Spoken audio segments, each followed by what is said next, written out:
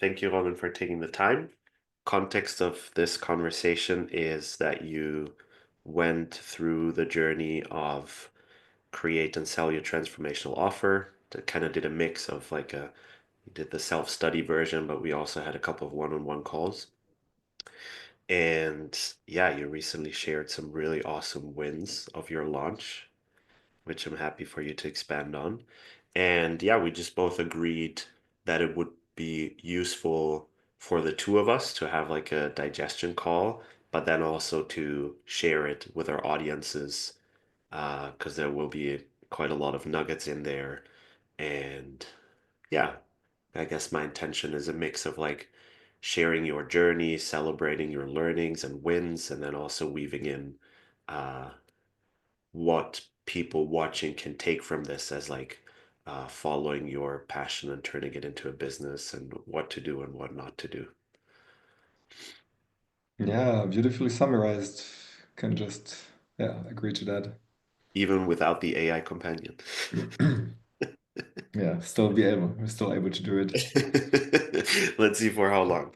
Okay, so maybe let's just briefly start with um, the win that you shared with me because I think it's really meaningful, and then we can go back to like how this whole thing started. But because also I didn't get like a last update of you just launched a new program, you finished your promotion quite recently, right?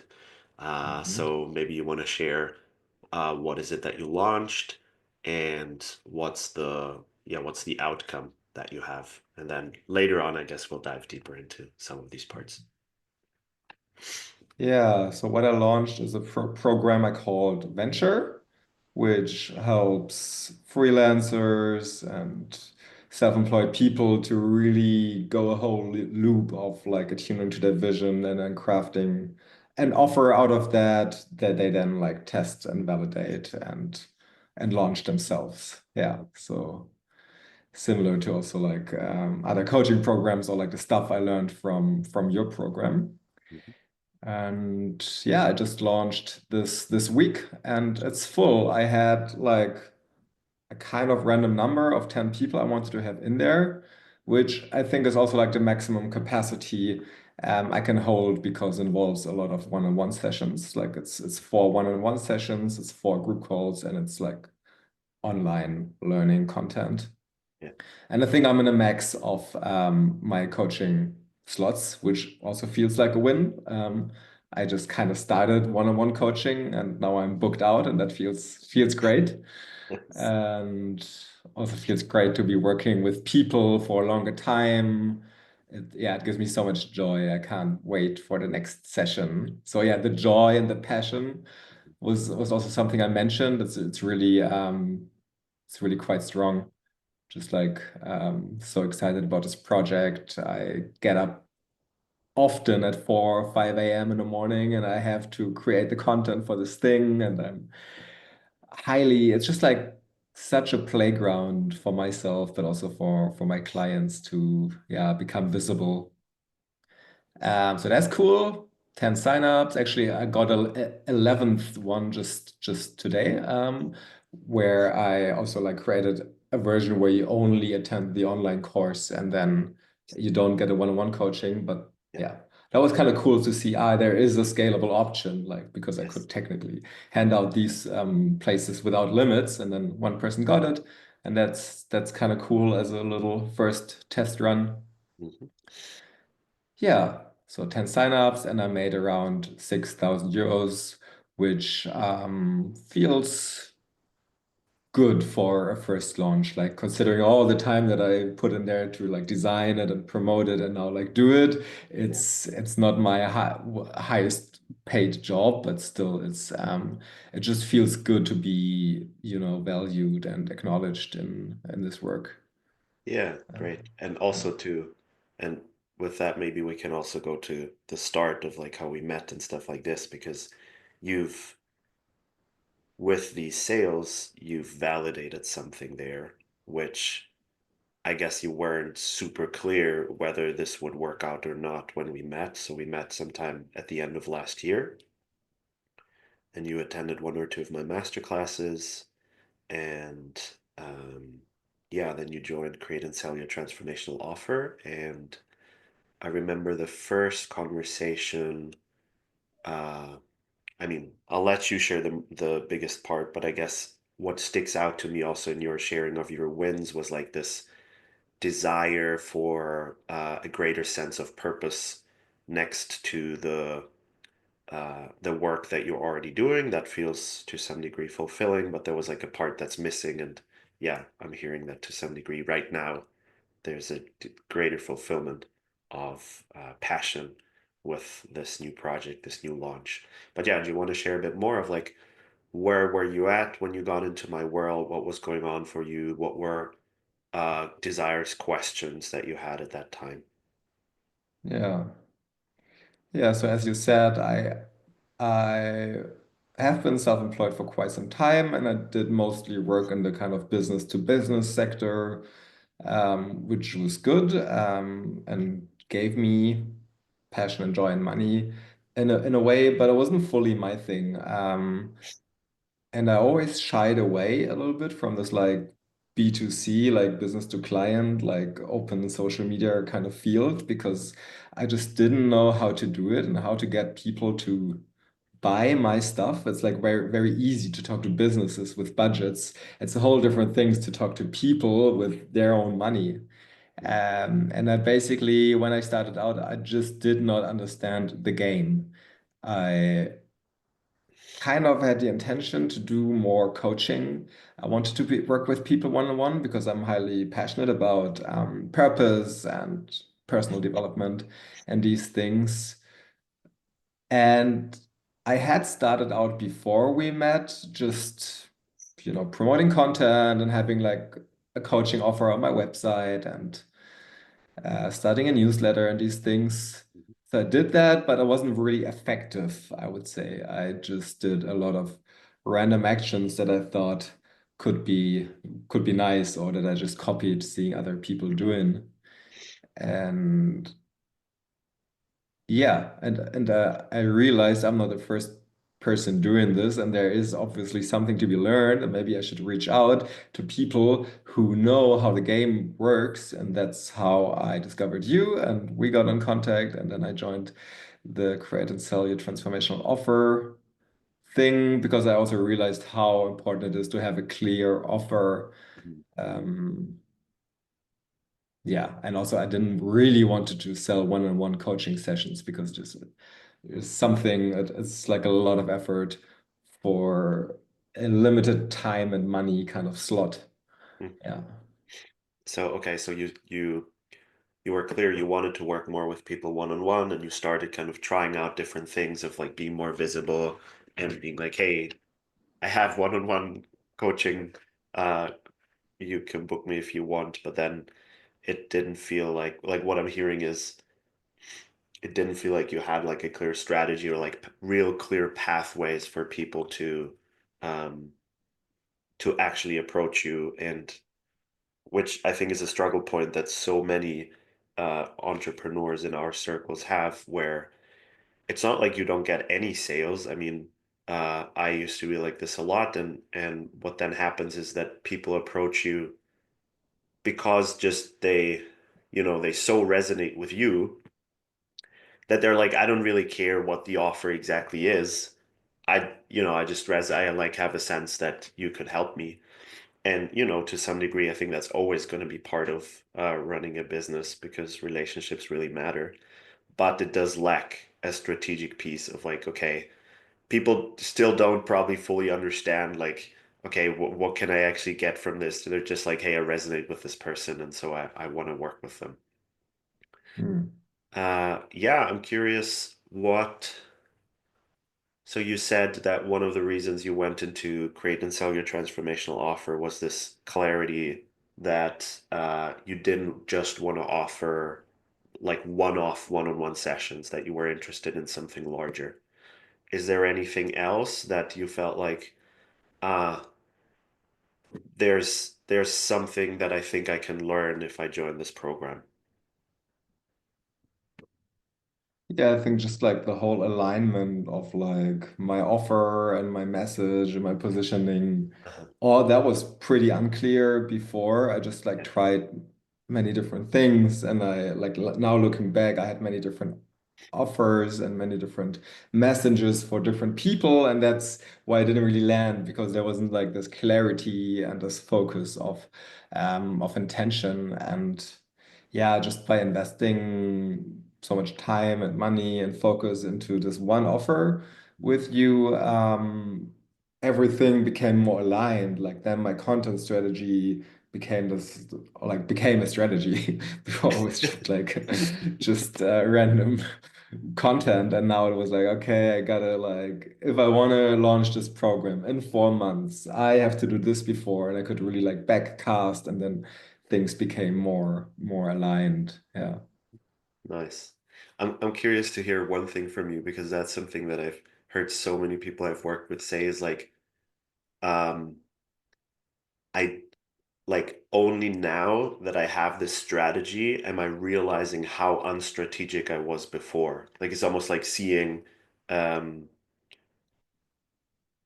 and I had the same of like, well, before I could see how you could, for example, show up on social media and promote stuff from a strategic perspective. Like if I don't know that that exists, then there's no contrast to what I do. And I'm just like guessing, yeah, like I'm showing up in a good way and strategic way. But once I learn more of these strategies, I'm like, holy shit, I was just doing a whole bunch of random stuff that wasn't really connected to each other. I'm curious if you had that experience or if it was really clear to you of like, no, I know that there's much more strategy I can apply and sort of I can look realistically at what I'm doing. Well, I definitely keep learning. Like just now, like over the last week, I had so many learnings around, now I kind of get how to authentically market and sell. So it is just like just continuous Yeah, updates. Yeah. And back then I was like, I was kind of aware that this is not the optimal way to do it, but I was like anyways doing it. And I mean, this is, I guess, part of the process, right? To play, to prototype, to fail forward. yeah, But yeah, it was definitely, it got way easier once I had like something to orient on, which was your course and then our sessions. yeah. They just, yeah, I think they spared me a lot of like random trials and streamlined it a bit quicker. Nice. Yeah, and we still, I remember in the first call, we talked about, I guess like it was this process of finding out, okay, like what is the one thing or the next thing that you want to focus on, and there were different options in the space.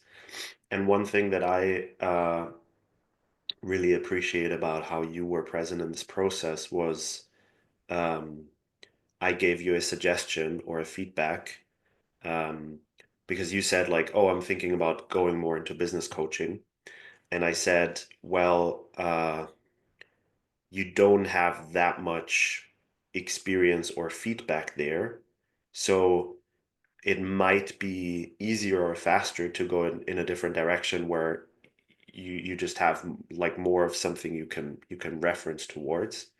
Um, and I feel like you really took that feedback, you took it to heart, and you still decided to go in that direction. And I think that's really, really cool because I there are very few places in when I support people where I'm like, this is not optional. Like most of the things are preference based when we do, when we create our own businesses. And all I can do is give suggestions based on what I've learned. But yeah, I really enjoyed that you both took my feedback seriously and still decided to go in a direction that you felt most called in. Do you want to share anything on like this thought process of like maybe different options that were present and what then made you go with this one? Yeah, yeah, totally. I remember like these two calls yeah, quite clearly.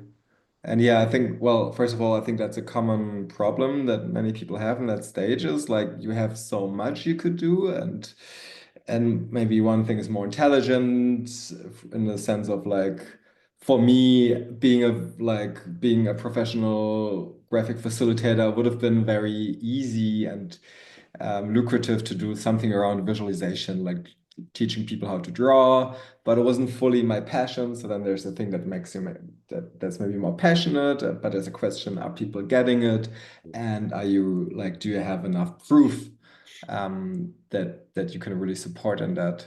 Yeah. And I think just for that, coaching really helps to have like someone and to see what resonates and not, and to like really process all these ideas you're having. That helped me.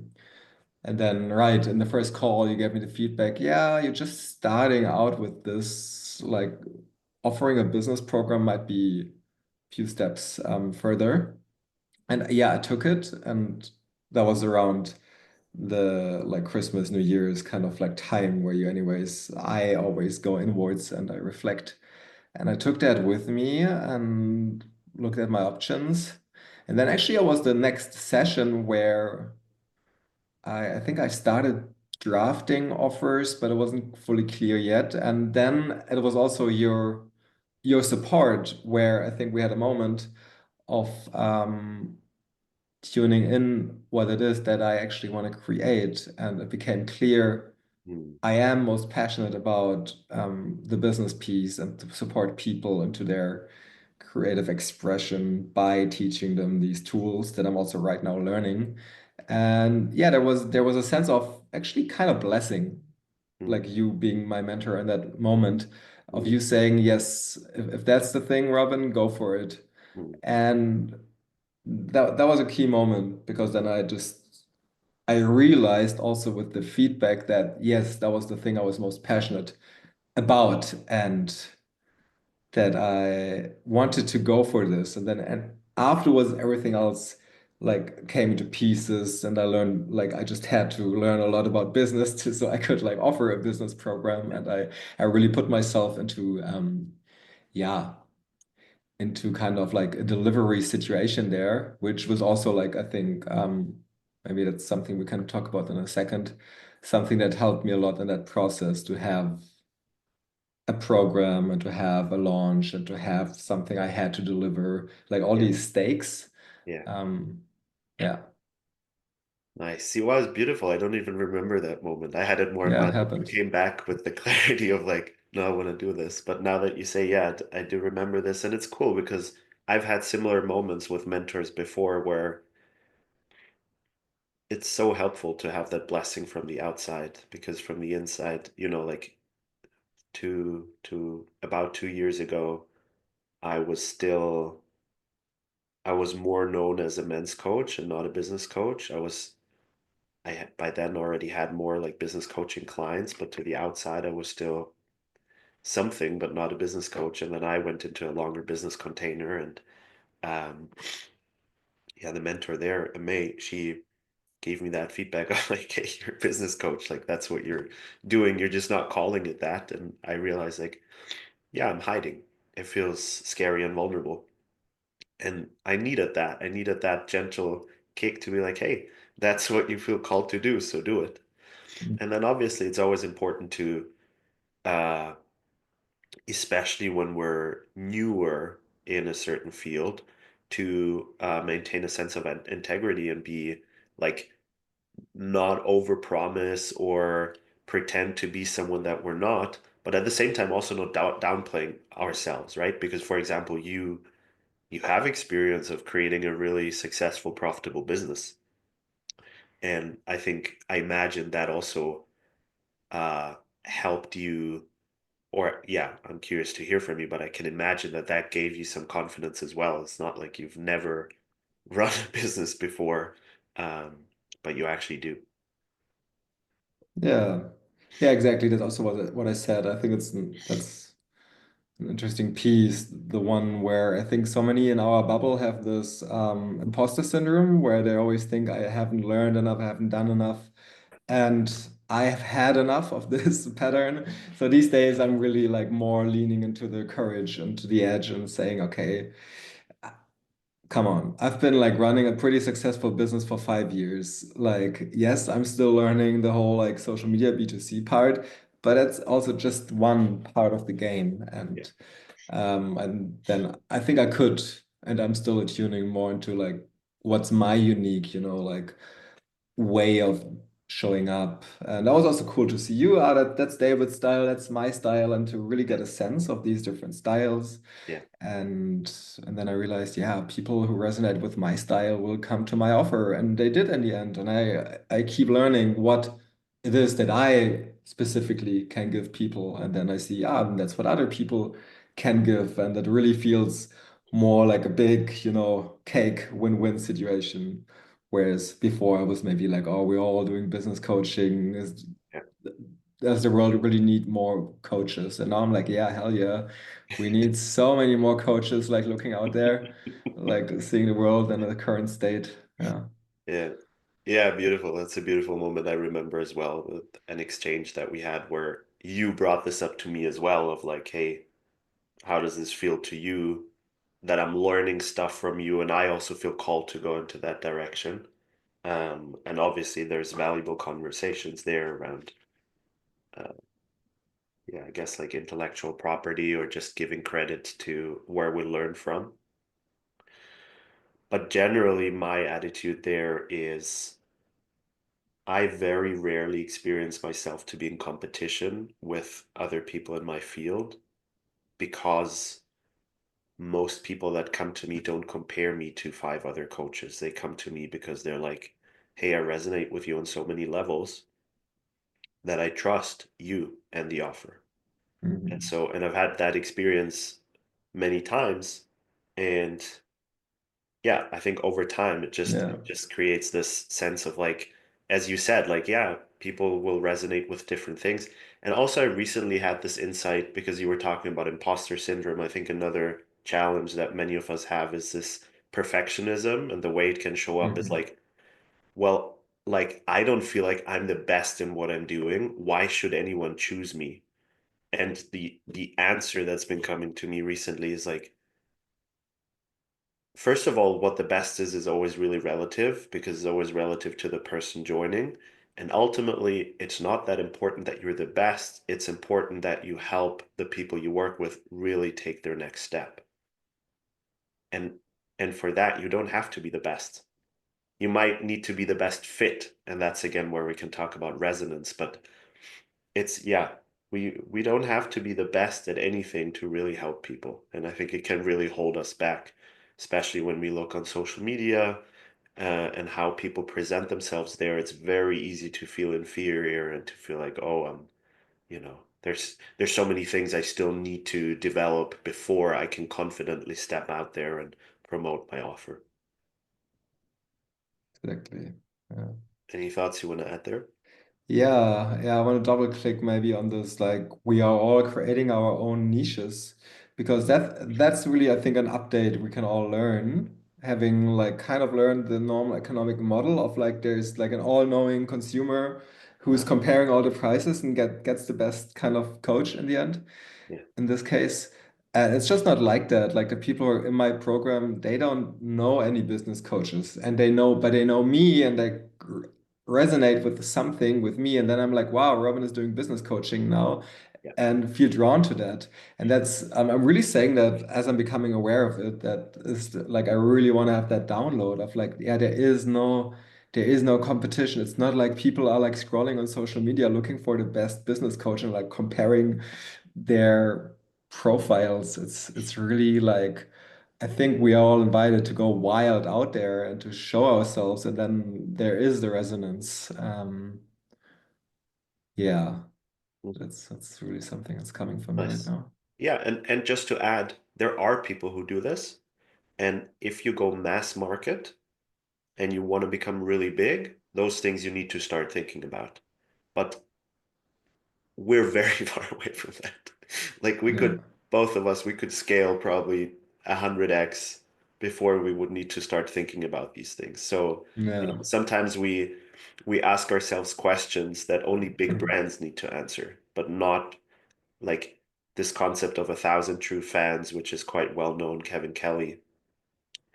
You find your 1,000 true fans through being authentically you and not through uh, comparing yourself to everyone else, doing like a competitive analysis and and arguing why your competitors are worse. Like you own the unique combination of qualities that you bring to the table. And yeah, I've said this a couple of times, uh, where I'm like, I don't think I'm the best business coach out there. I also don't think that I'm the most embodied person in the world. But the two together, I don't know that many people who combine these two qualities. And so in that way, I found a niche where the right people really resonate with me. And I don't even have to like talk about it so much, because when people are attuned on a somatic level, they sense it anyways. So that's also cool that one thing is like what do we say, and the other thing is uh what's the 98% of communication that is nonverbal that comes across. Hmm. Yeah. So maybe we can next go to the market research piece, because if I remember correctly, that was something that felt really valuable to you as well, this process. Yeah. So you decided on this direction of supporting people in their businesses, and then pretty much the next step in the program is to go into market research. Do you want to share anything, or well, like creating a first draft of the offer and then going into market research? Yeah, so curious to hear from you. Uh, what made the market research valuable? Was there anything that helped you make the market research most effective, like make it like uniquely yours, as opposed to just like blindly following exactly how I communicated? Mm. Yeah, I think that was actually the most valuable piece for me because the other things that was good to have a container, but these days with AI, right, it's quite easy to have a sparring partner to like draft an offer and these kind of things, to create a client profile. But the interviews was just something I haven't really had on my radar. Like I think before the program, I would have had the idea of like I design a thing and then I market the thing and then that's the process. And the interviews gave a really nice bridge between the designing and the marketing piece, which is, I guess, what you call validating. And that was just the perfect little step. I think like learning and life is all about taking the next little steps, right? Like the next little learning step that's not overwhelming, but still gets you out of the comfort zone. So I was in the like I left of course I left my comfort zone and I designed the thing and that was my comfort zone. And then like taking this little step and like reaching out to people saying, hey, look, I'm designing this thing for kind of people like you, and then having that conversation was a very effective way to yeah, like to really design and sharpen my offer and to see what it speaks to and what people resonate with. It also gave me a very clear picture of the kind of clients that I want to be working with. So some people I really felt strong resonance, and I was like, yes, like these are the kind of people, and others I was like, ah, not really. So that just like I was just like on the field, right? It was just like Yes. not in my head, not on my little AI brainstorming mode anymore, but really in the active um contact with the world. And yeah, and also a very good kind of authentic sales strategy, let's say. So like I think these were the main updates that I've had. And I totally see the point that you've made earlier of like there is something that works for a certain scale of business. And then I think there's something that works on this scale that I'm in when you're just like starting out, when you're really just testing your thing. And I realized just like direct outreach, talking to people, being authentic, showing like I'm learning this and I'm offering this, but it's pretty cool anyways, gave so much better results. And yeah, so the interviews definitely gave me the first sign up Mm, because I was already like having the offer there and I was like, yeah, of course, like always combining it a little bit with a conversation if that would be interesting for the people I've interviewed. yeah. That gave me a lot of confidence. And then also made my audience more personified. Like then I had a feeling of like, ah, these are the people I'm talking to. Like the Yes. newsletter people before was just like random people subscribing to my newsletter for various reasons. But these people were actually actually had the problem and the profile I was looking for. Yeah, so that was a huge update. Thank you for that. I'm also using it in my program, and I will definitely reference you as yeah as the learning source. Yeah, Nice. Yeah, and I want to reference Emma Drost here. I learned the process from her. I think it's not that uncommon to do these market research interviews in the coaching totally. space, Yeah. but yeah, and so I can share what it helped me doing these interviews is it took my offer and offers from I have this idea and I feel called to do this to, well, I spoke to X amount of people and 70% said this is their challenge, or Yeah. this is how they talk about it, and this is what they would like accomplish. And I feel like up until today, I have these voices. I mean, now it's also more clients, but before you have that, you have these voices of like, well, that's how they talked about it. And it creates this different kind of confidence when I then talk about my stuff. Is like, look, I'm not just talking from myself here. I have these voices inside of me that were speaking about it in a particular way.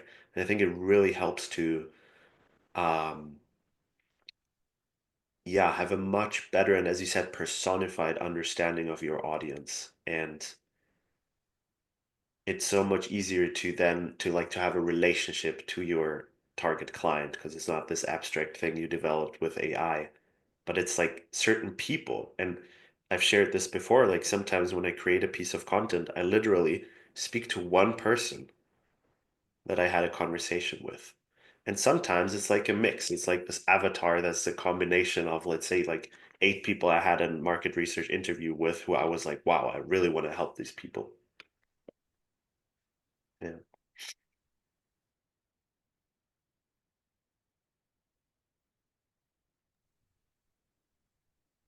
Anything to add there from your side? Shall we go further? Hmm. I could talk more about the authentic marketing piece, but I guess that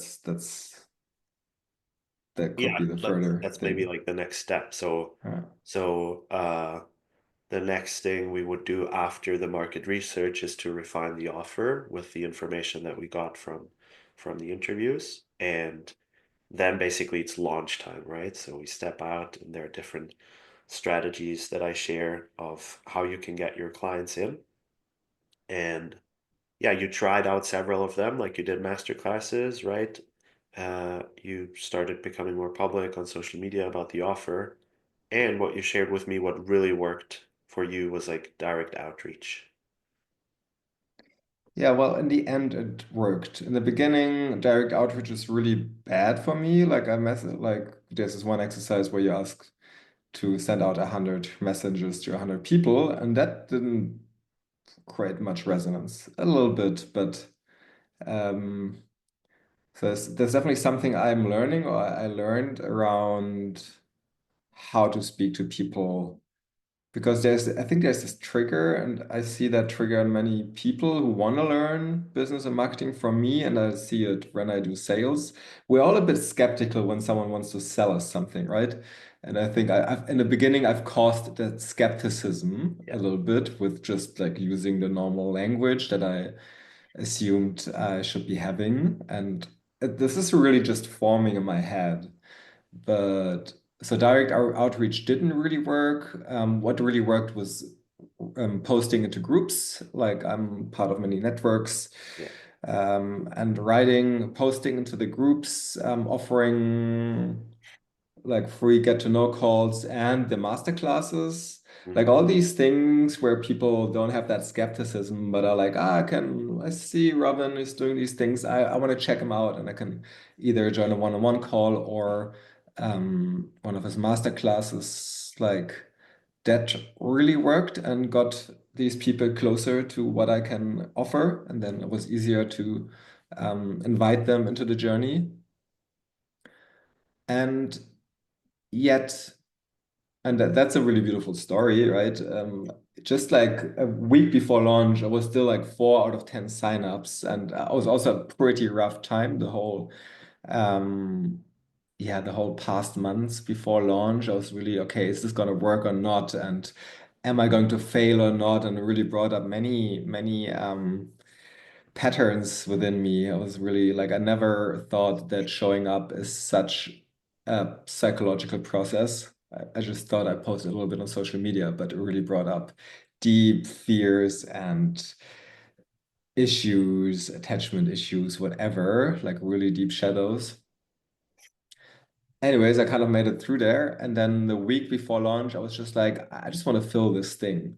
And that was a nice thing about having a deadline and having like a promise and having like all these things that really encouraged me to step out even more of my comfort zone or to try different things, like to keep failing and then to keep trying. And then I shifted something in my approach that wasn't really part of the program, but that's the most interesting learning that I'm currently like digesting, which is I dropped all my previous strategies. Mhm. I did direct outreach again, but from another perspective. My perspective this time, like before that, I was like, hey, I have this offer. Do you want to join? These are the options, kind of like that. And this time I was like, hey, I totally see you for this offer. It's gonna be amazing. I also created something very unique and very like something I was genuinely passionate about. I was so passionate about, I was like, it would be such a waste if this is not filled because I created this whole like online crazy world. And I was really like out of that passion, I reached out and I was like, it's gonna be amazing. It would be a waste if it's not full. I totally see you in that. Like also really calling them into action. Like now I fully get what call to action means. Before that, I was just Mm. like this CTA call to Yeah. action thing. And now I was like, really, hey, I see you're struggling with that problem, and I know that joining this container will help you. Mhm. And we can talk about the price. Mhm. And also like that last part is really I think made it easier to respond Mhm. for these people because it wasn't like we're building all this connection and then there's the price and the price causes a skepticism or something. Like I'm definitely learning something about like a lot about that, but somehow like the openness of talking about price made it easier to be in a conversation with me, it felt like. And then we had a conversation, we had a proper sales conversation. And out of these conversations, I got even higher prices than before, where I was like having this price, and then I had like, 30% off or whatever. And then suddenly people paid more. So I definitely keep thinking a lot about the whole gift economy kind of model. Mhm. Although I really don't like these models so much. I rather just pay a price and don't have this whole like energy exchange, whatever. Like I'm really not the guy. But now like seeing it in this like marketing perspective, I really see how this creates it just speaks to a central principle, I think, of marketing, which is like, building trust and making it easy for people to become part of your world, which I guess we call a funnel. Yeah, so all pretty unfinished thoughts and maybe also more applicable for when you're just starting out. Yeah. But yeah, I'm also curious, what do you think about these ways of reaching out? Mhm. Yeah, so first of all, I think it's really cool that you stayed committed to what your goal was and um, you stayed like creative in what are ways that you can accomplish that. I think that's really valuable. Um, and you found something that worked for you, and that's awesome. I do agree that I think it really makes sense when you start out, uh, or it makes a lot of sense that this worked really well for where you were at. Um, the risk is that it can be a way to bypass really claiming the value of your offer. So, and I guess it's a bit different because it's a group offer that you have. It would be, from my perspective, I would caution against doing this exactly like this if it was purely a one-on-one offer. And things around sliding scale pricing can totally work. I think it's important to have some sort of minimum for yourself, like clarity of like what's the lowest amount where I feel like my input is really being honored. And then, of course, like if there's someone in a situation and it really makes sense for you to let them in, you can still do that. But yeah, when it comes to sliding scale pricing or more in the direction of like pay as you wish, it's helpful to have a sense of your own standards or something like this. And as you also said, to some people, this is really attractive, and others would find it annoying. And it often, I think, also depends on the context. Like people who know you quite well, I think there it's really beautiful to step into this process.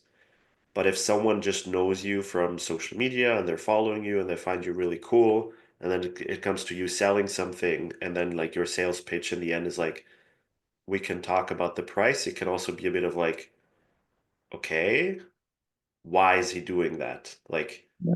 what's the sub message there? Is the message that he's not able to sell it as at a specific price, so now he has to do this? So there are certain things just to keep in mind that in the long run of how you want to position yourself there. And that is not to say that you have to pivot away from this, but there are certain things to keep in mind. Yeah. And you can also, like you were really transparent with where you were at with that people. That's what I'm hearing. Like, hey, it would just be really a shame if that was not filled because it's a really awesome offer. Um, One thing that I really uh, discourage people to do is to reward late buyers. Like to me, it doesn't make any sense to offer a cheaper price to someone who decides to join the last day than someone who decides 3 weeks ahead. Like I always want to sort of reward those who make early buying decisions. That's my philosophy because uh, I appreciate people who make a decision fast and who trust me enough that they take that step, even if maybe there's things I haven't unveiled yet or anything like this. So I'm always biased towards that. So if ever, and that's maybe a learning for the audience, if ever you decide to provide some kind of bonus because you want to fill your offer, always extend it to the people who are already in. Like you never want people who join early to feel like they got a worse deal than the people who came in the very end. That's why also I would never offer, someone is like, yeah, I would like to join. I see the program is already running for a week. Can I join for a bit less? No. Why would you? That doesn't make any sense. Mhm. Yeah, so those are some things to keep in mind when it comes to pricing. Um, and maybe the last thing, and I think I do share this in the program as well. If you can claim a certain price, it can also be something really beautiful for people to aspire towards. And I've definitely had this. Like this, it just touches this like wanting the reward, like what, like aspiring towards something and then working towards something and getting creative of like, okay, how can I make this happen? There's a lot of growth that can happen within me to make a certain investment possible. And I think um, that is a power of high ticket pricing that you probably have less in this kind of scenario that you describe. Yeah. Yeah, I totally see that. And I guess it's just like really when you're just starting out with something, and I guess that's a strategy that anyways people are doing is like free sessions in the beginning or whatever, like gathering really like proof of work.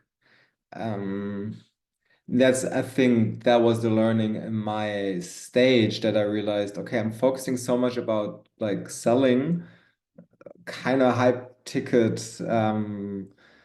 prices when actually my intention is just to fill this thing. That was like money wasn't the primary objective. And then when I realized my main objective is fill this course, then I think my strategy could become clearer and the money flowed in on the side. But I also like I agree and I also have huge resistance again, this whole like bypassing, not wanting to claim value in an offer. So I think I'm really just trying to get the like filter out the principles that why this has worked, and it's something about authenticity, like genuinely sharing where I'm at rather than like playing a role or something.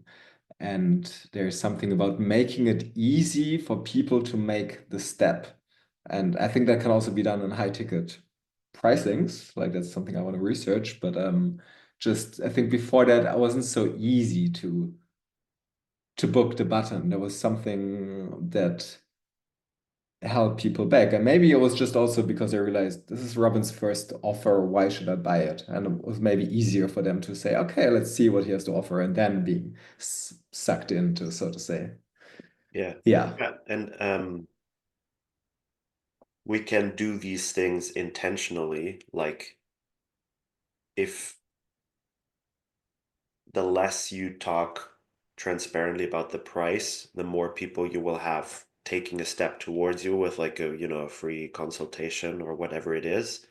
And the more that you are transparent about the price, the more you filter out and you only get those people who are um, ready, able, and willing to invest. So, and that's that always depends on where you're at, what your capacity is, how much you want to talk to people.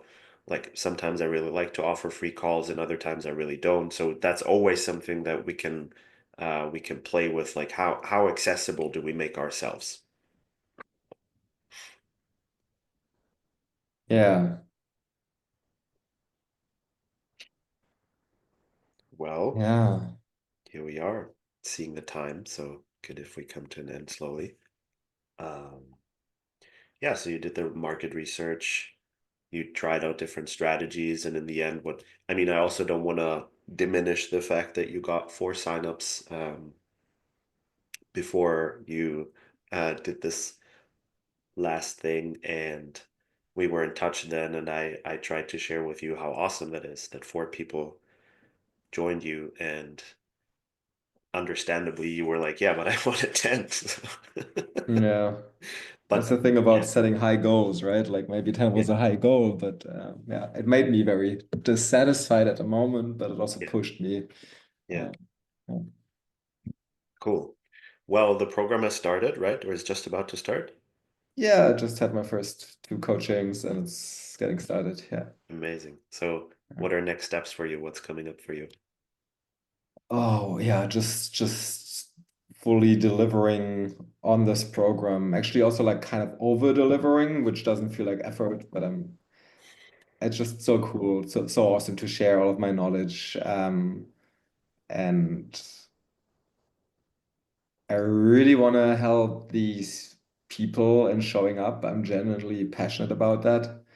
And I think it would be an awesome real testimonial if they actually went through the process and they're like, hell yeah, like me now here saying like this is worth it, Mm. and having like this proof of work backed up.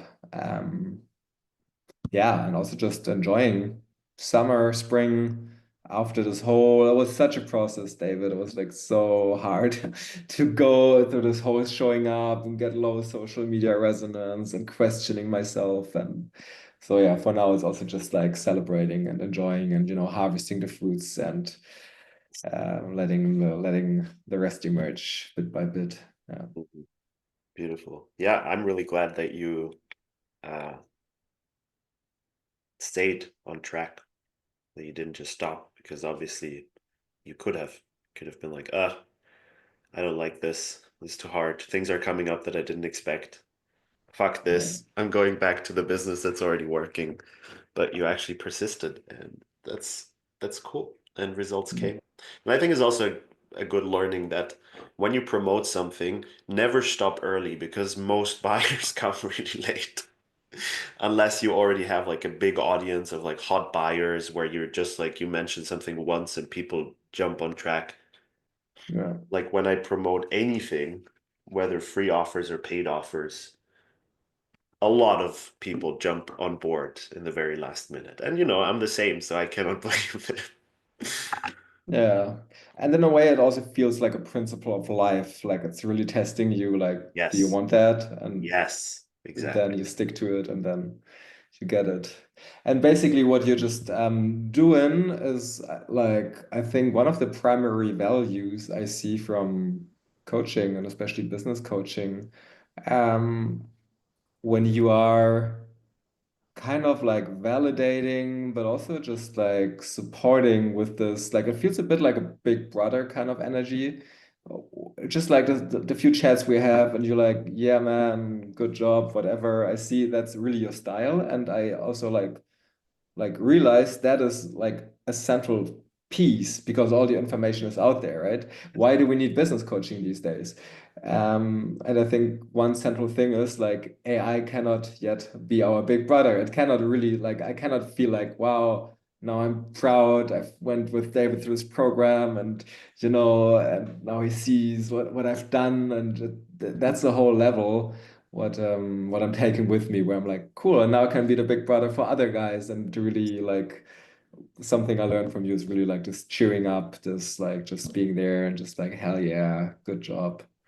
Um, Yeah, so beautiful. yeah, And it's genuine. Like I know I've had interactions where people did that with me and it felt just something they did because they thought they had to do it. And you can feel that. You can feel if it's like, you know, like if someone shares a struggle and the other person doesn't even want to relate to that struggle, so they sort of like gloss over it and say something positive, like, "Oh, I'm sure you're gonna have some learnings from it," or something like this, which I find really terrible if someone does that. But yeah, I mean, it's often so much easier from the outside to see and appreciate the effort that you've put in and the results that have already come than when you're in it. And yeah, it's just harder to look at it from an eagle eye perspective. And I agree that coaching is a lot about having someone look at you from the outside. And like the person has to be grounded and realistic because they cannot just like sugarcoat things and be like, "Yay, everything is going great," if it's not, but it's actually helping you see clearly the bigger picture. Cool. Well, yeah, thank you for this conversation, Logan. Uh, yeah, it's been such a joy to see you step out and now have the harvest of having a group of people who are ready to go on a journey with you and feeling your excitement in this. It's great to see, and I look forward to where you will be in a few weeks or months, what will emerge then, and what next steps, next inspiration will be from there. yeah, likewise, definitely looking forward to the future and also to our shared path. In this. Great. Any parting words? Anything that feels important to say before we finish up, or everything has been said? Yeah, just thank you for role modeling, for doing the work. Yeah. Also for having gone through this, because I know how it feels like. And yeah, you know, just acknowledging you and your gift as well. Awesome. Thank you.